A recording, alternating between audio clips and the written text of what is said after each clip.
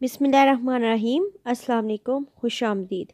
प्यारे बच्चों, आज हम उर्दू की जमात में हरफ सीन के बारे में पढ़ेंगे।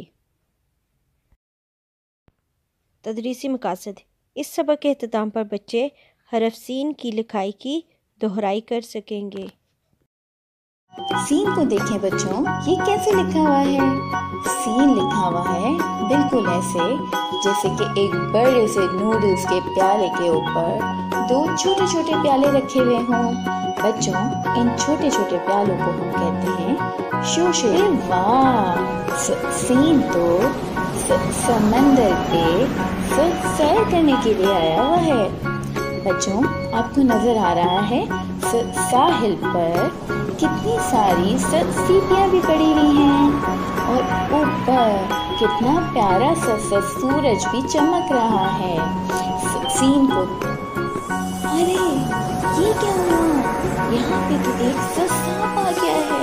इसको देख के सीन को बहुत ज्यादा डर लग रहा है। मुझे लग रहा है सीन यहाँ से अब भागने वाला है और सीन तो बेचारा चला गया।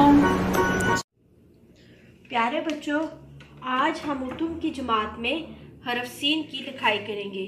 पेंसिल को सिक्के के करीब से पकड़ेंगे, नुक्ता आगाज पे रखते हुए इसके दो शोशे बनाएंगे और लकीर से नीचे की तरफ आएंगे।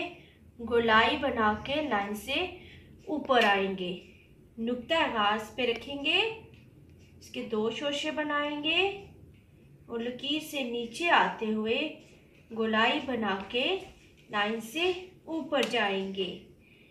फिर से लिखेंगे, नुक्ता आगाज पे पेंसिल को रखेंगे, दो शोशे बनाएंगे और लकीर से नीचे आते हुए गोलाई बना के लाइन से ऊपर जाएंगे। तो ये हमारा कौन सा हरफ बन जाएगा? सीन। कौन सा हरफ है ये? सीन। घर का काम, सफ़ा नंबर 131, हरफ सीन की लिखाई वर्कबुक पर। प्यारे बच्चों, आपने इस सफ़ा पे हरफ सीन की लिखाई करनी है। अपलोडिंग की हदायत।